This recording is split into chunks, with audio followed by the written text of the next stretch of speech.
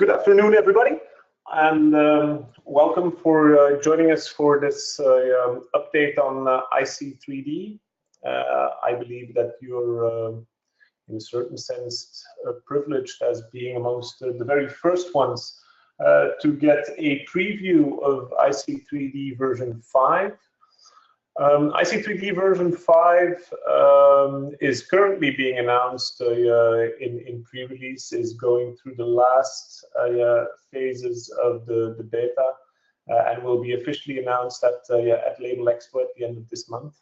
That gives us about 2 weeks to get the product finally ready. We have some exciting new features in iC3D version 5, and that's what I would like to talk to you about today. There are specifically new features around modeling and modeling capabilities. We continue to be challenged by our customers to come up with new modeling capabilities, and so iC3D version 5 introduces what is called a point editor. The point editor basically will allow you to edit individual points on a model. So it will be able to basically take one specific area in a model and drag that in another direction. That by itself can certainly be interesting for certain applications. I believe a very interesting sister feature, I would call it, is the physics engine that is associated with the point editor, which is going to allow you to push in or pull out areas in such a sense that they will have an effect on the overall package. So specifically with bags and related products, we have had the question to be able to make the look of those bags a little bit more random, not as clean as they were, and so the combination of the point editor and the physics engine will allow you to do that. 3D shapes is interesting as well. So it is an additional possibility in the shape modeler to, instead of applying one specific shape on a model, on modifying that shape in the environment. And obviously we'll have a closer look at that. And basically those are the two main features that we will be looking at today. So the point editor and the 3D shapes for the shape modeler. There are some additional features coming up, creation of primitives, so the creation of cubes, of balls, of basic primitive shapes that you will be able, obviously, to then edit with the point editor. So this allows for some very interesting additional capabilities. There's the sealed shrink, so you all know iC3D's shrink capability. Basically, the shrink will allow you to shrink around an individual package or around a multi-pack package, a plastic shrink film. The seal shrink is an interesting one in the sense that currently the current shrink is still open on one side. Either at the top and the bottom or at the two sides. The sealed shrink will actually be entirely closed. And we've seen that certain multi-packs, but also some individual packages require that specific type of shrinking. So that will be coming up in version 5 as well. And custom UV mapping will be coming up as well. With custom UV mapping, we should be able to create all sorts of specific labels, specific in-mold labels. So anything that is a food cup, a butter cup in particular, if you make those molds in iC3D, or if you import them even from outside, it can become a little bit challenging to map an artwork on that. With this new version 5, we'll be able to do that. Without further ado, let me go into showing you something instead of talking about it. I'll actually start with a real life example, in the sense that we've had this retailer that we've been working with that has flour bags, and we were able to create actually quite nice models of those flour bags, as you see here. As such, a nice example of the standard templates that you have here, a multi-wall bag, if I'm not mistaken. However, in this case, the customer came back to me and said, well, it actually looks too nice, because in our case, these side walls, they actually stick out. And also, we have different types of flour, and for the pack shops, we would like those bags to look slightly different rather than using exactly the same shape, the same model again. So with the point editor, and specifically with the physics engine in the point editor, that now becomes possible. Now you see that in the object editor here, we have a couple of new icons that have been added. What I will be focusing on is specifically here, the point editor. And it is warning me that that will not be able to change the fill amount anymore. So let me quickly show you. If we select that model, and if I go to the special effects here, I'm able to change that fill amount. So I'm able to edit the content of that to a certain extent. Obviously, when I'm really changing the specifics of my model, I won't be able to do that anymore. So I'll confirm that I realize that I won't be able to change it anymore. Now, for those of you who thought that point editor was a little bit abstract as a name, I think that you get the idea here. So the model is created of a grid with different points shaping that model. And so we can basically now here take one of those points and start playing around with that. Now, that by itself, as you can probably imagine, is not going to be a very easy one if I want to change the overall shape of this bag. If I want to do that, obviously, if I pull on one point, I want another point to go in the same direction. So what we're going to do here to start with is we're actually going to select a couple of points. In this specific case, I'm going to select these top ones, and I'm also going to select here the bottom ones. And what I'm going to do is I'm going to basically define that these are the ones that I want to remain static. So these ones are the ones that I'm going to lock. And obviously, we're going to lock all these points. Now I can turn around here, and what the next thing that is going to happen is if I am going to select these points here, actually it is going to select points everywhere, and that's not what I want. So I have a whole range of different options here, and I won't go into the detail of those at this moment.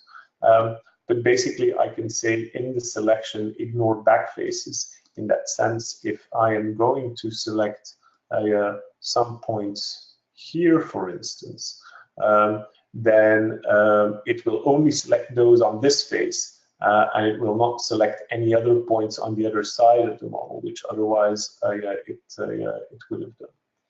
So I'm going to push that a little bit backwards there, and I'm going to see now not now. No. So you see now that this has that specific effect in the sense that it's basically at the same time pushing in and out all of these points.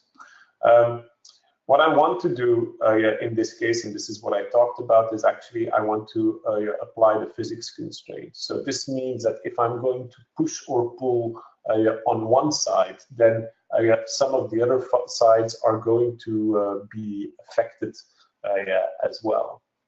So once again, in this case, let me turn this model around. Let me go and grab my selection again. Maybe I want some of those points here as well. And I'll turn this back. And I will take this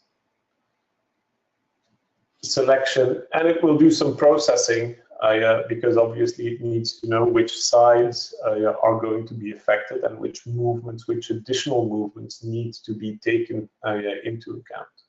Now, this is something that, as you see, goes relatively quickly here. Obviously, the bigger and the more complex the model is going to be, the more time it will take to actually do that.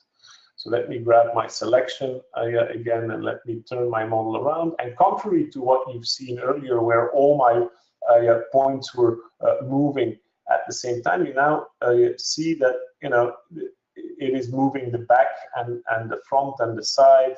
It is basically moving a little bit all sides there. So this is going to allow me to push out that model, and I actually can have a look at it there, and I can do exactly the same on the other side, taking my selection here and turning that around again and pushing that out and see what effect that is going to have.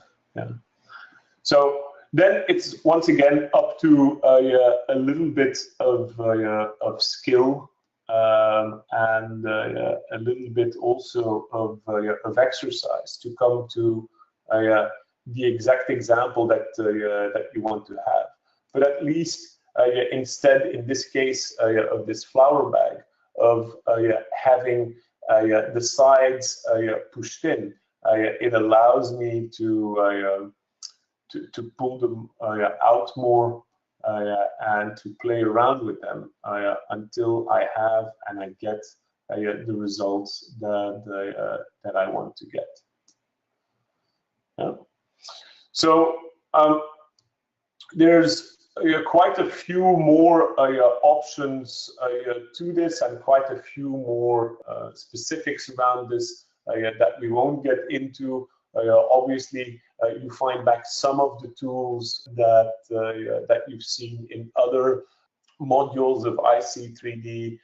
You have the ability to place a picture at the back end of this. So if you want to edit a model to the shape of a specific example that you have, you can obviously do that.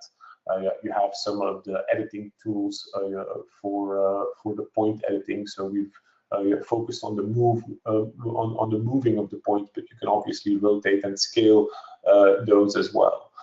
And then you have the pan and zoom capabilities. But from this point onwards, it's just down to saving that bag, and I have edited the bag to my liking, to the way that I wanted it to be. Obviously, also distorting the artwork the way that it would be distorted if the bag would have that shape.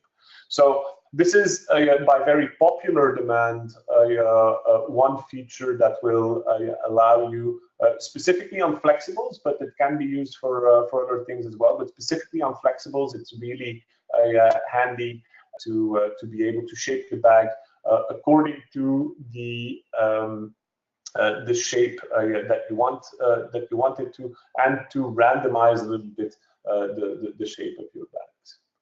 I will move on to my second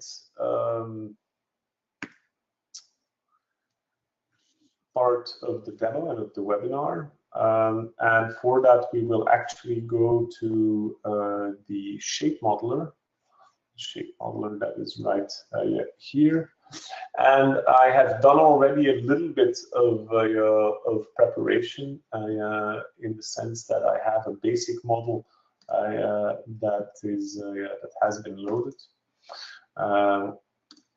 So I will take this water bottle here in this case. And so this is something that you see is perfectly feasible in the current version of iC3D. So I can create a bottle with all those indents in there, as you see in certain bottles today. However, what you see is that bottles are getting fancier and fancier, and that these indents that you have there are becoming more and more complicated. And in the shape modeler today, you are stuck with a specific shape that you have. Once you have over the vertical axis a movement from one shape to another, it becomes quite complicated to achieve that. So what we can do here right now is we have the ability to zoom into one of those shapes and simply select it, and then we can have the opportunity to edit the shape. So important, once you start editing this, is that you try to keep some kind of a reference to where you are before you start rotating this shape. So I will select this middle point, and I will turn this so that I have a top view of the circle, and then I am actually going to try to create some kind of a wave effect. So I will first select these points here, and I will turn it back again. And, oh, sorry. I can obviously move those down like I did, but I want to create a curve. So I've selected here the curve shape that I want, and you'll see that I'll be moving more towards a curve in this case. Now, let me turn that around again and do exactly the same with the opposite side. So with this side here, and I will see what that is going to do with us. I still have the curve selected, and I will take that one down like that. Right. And now I will select my other points. So here too, well, here you don't have the possibility to select specific points, or to exclude the points that are at the back, as I've shown you in the point editor before. However, it is equally important to make sure that you have only the points selected that you want to select, so that you turn these in such a way.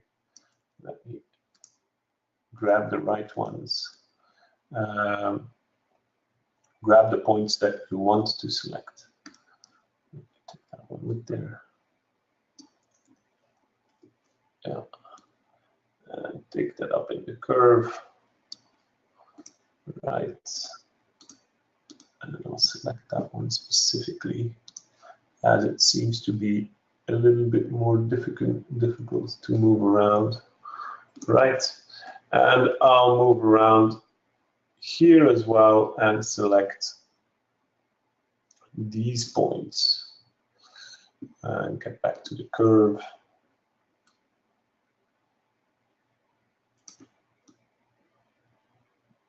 And so in this way, I can save that shape to my library, and I'll be able to apply that now. So I have a Basel 1, Basel 2, so I have a couple of different shapes here. Let me have a look at which one I want to apply. So let me start first with this one. So I'll actually start applying these right here, and this is the work where it gets just a little bit tedious, but I hope you can hang in there with me and just have a little bit of a look at what this is going to give as an effect. Yeah.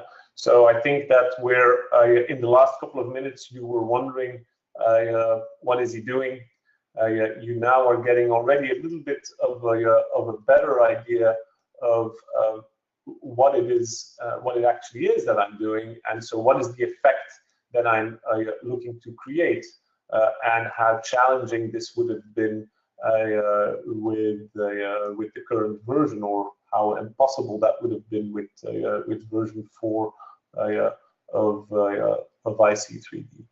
So I'll actually go about and do this for all the elements that I have here. I think that one of the points of these webinars is exactly to show you in real time what this is going to, how this is being done. So that's what we're trying to do. Let me actually go back here. Right.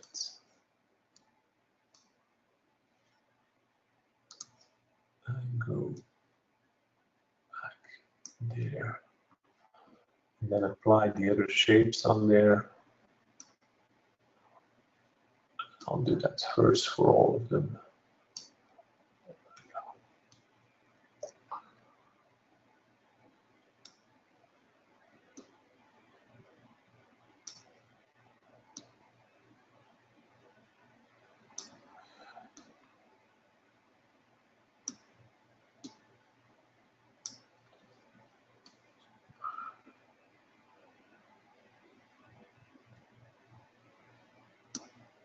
Same goes here.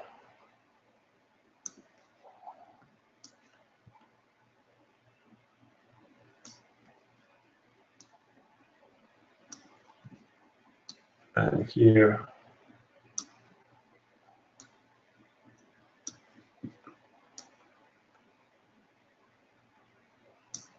And here.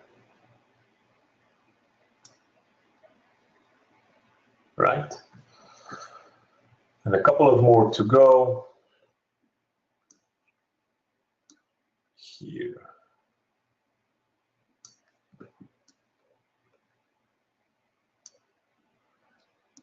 I really didn't invent the amount of waves that were in this bottle. I would have chosen a bottle with less of them. But that's the way that this bottle was created.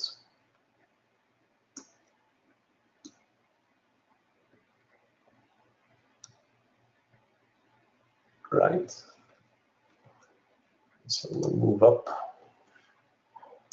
a bit.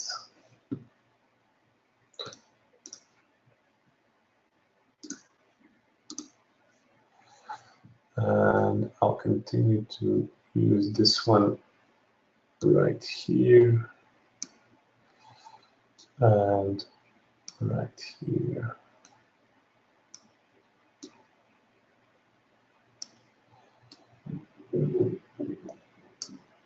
There.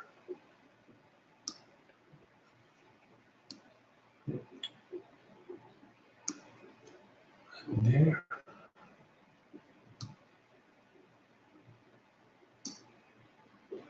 And I believe I've got one more to go for this lower side of the bottle.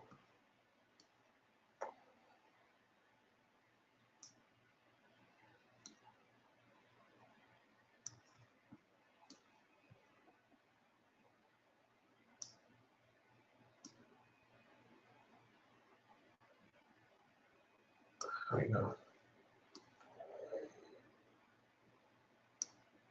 And there we go.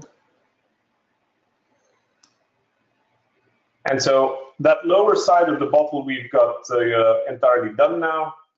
Now, obviously, and you might see me coming, is that we have the top side still to go. And therefore, I previously created a bezel that actually goes in the opposite direction when it comes to the shape. And I see that I have a couple of shapes too many here, so I'll get rid of those because I don't really need those. But I'll actually now select my bezel 1. And you see that I'm going in the other direction with that one.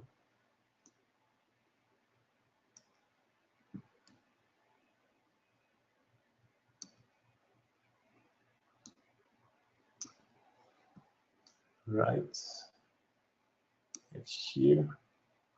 And so we've got that first one nicely created here. Actually pull that one a little bit further in. Yeah. And so you see that I'm creating exactly the right spot to stick my label in right after this. So I'll get this top one going. There we go. There we go. And we're all set. And I'll probably get rid of this point as well. There we go. And correct here.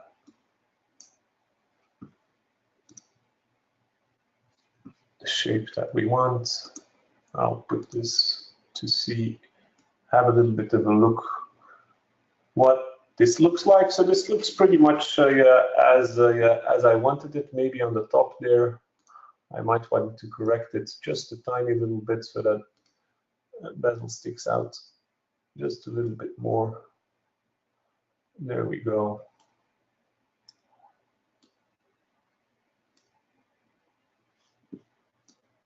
There we go. So, as I always said to people where I give training to, don't forget to save the hard work that you've done. So that's the bottle of water that is done now. And we'll add that model to the scene. Right. And we've got a good looking shape here. Now, obviously, now we can go into the basics again of creating a label that to stick on here. And let's actually do that for maybe some of the more novice people. Actually, I got that the other way around, so that needs to be 25 by 20 rather. Yeah.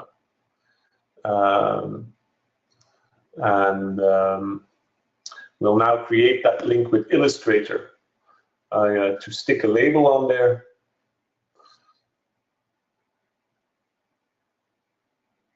There we go. And so I'll be able to, I'll actually quickly open my front label. There we go. And this is just a quick picture that I took to place it on there. And I'll go to my layers and also select that cutout. There we go. And put that here on the cutout layer.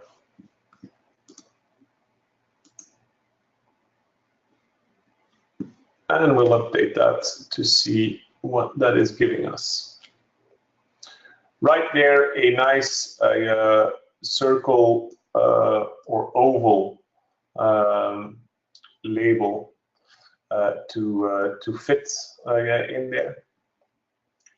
Now I'll actually finish off this model and I'll import the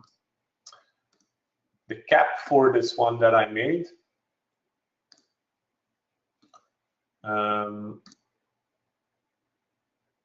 There we go. So here I already have quite a good looking cap. I already created some of the embossing here on the side to mimic that level that you have on there. However, we've seen that some of the customers have come back with regards to the bump displacement with you know, how can you get more control over the bump displacement. So I'll actually take advantage of this specific use case to actually show you that again as well. So let's say that we want the logo there to go on the top of that cap, and we'll call that cap label. Right. So if we now are going to place the artwork on there, and I don't want those elements to be there.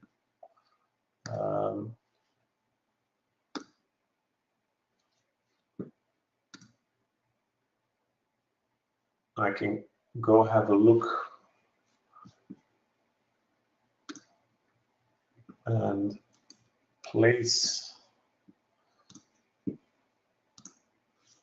the logo that I want to have on there.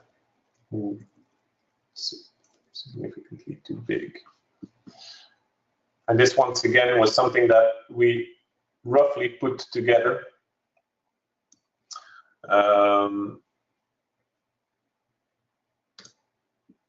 Right, and I'll update this, and I'll go back to iC3D to see that's updated. Now, obviously, I want this one to be transparent. There we go. And as I do with a bump, first what I do is I select that layer, and the emboss effect, I want that to have the effect of the underlying material. So that was a plastic gloss red. There we go. And then the next thing that we typically do is we'll actually add a bump to that. The shininess was a little bit less, if I remember that correctly. There we go. So now we have that virtual bump. So that's not a real one, and you'll see that also if we zoom out. There's actually no real height in there. It's just mimicking that bump. Now, in order to create a bump, we've got this feature that came out in the last version called the bump displacement. Now, where I have quite a bit of questions about from customers is that you know, if I just update preview, this really is not getting anywhere where we want it to be. So in order to get the right effect, you need to play around with these elements. Obviously, the height is a quite logical one, but also here, if I just make it a very basic height, that level of quality that I'm getting here is giving me all kinds of strange effects. So what I'll actually have to do is play around with the mesh smoothness, and I'll do that here to start with, and you'll already see that I'm getting a much better effect where that logo becomes clearly more visible in the way that I want it to. And then I can play around with the edge smoothness a little bit. So this still has some curving, as you see right here on the letters. But if I take that right back and I update that preview, that will be significantly more straight. Now, depending on the quality of the vector work that you have there, obviously that will further change. And I can save that now to the model, and I can get rid of my label, and I have now that nice effect embossed in my cap. Right. So with that, I've shown you some of the new features and one existing feature that I got some specific questions on. Let me go back to the presentation and just give you a glimpse of what else is coming up. This is, for instance, one of the models that that was created with version 5 of iC3D, obviously with the ray tracing capabilities. This handle is something that previously was impossible to do. So you could create this basic shape without the handle. But with the creation of the primitives, so a basic shape and the point editor, you're now able to create this basic form and then create that handle separately and stick that onto to your model. So much more complex models, as this container here becomes amongst the possibilities. The other one that you'll see is the sealed shrink, and I talked about this during the introduction. So where you have a shrink that is closed on all sides. In America and in the UK, these shrunk chickens seem to be quite popular. In Belgium, I don't see them being shrunk like this, but there are other applications out there where you will need to close the shrink on all sides. So that is one of the things that that will be coming up as well. We will be doing additional webinars in the future on iC3D version 5, as some of the other features are do become available, and as we get our hands on them.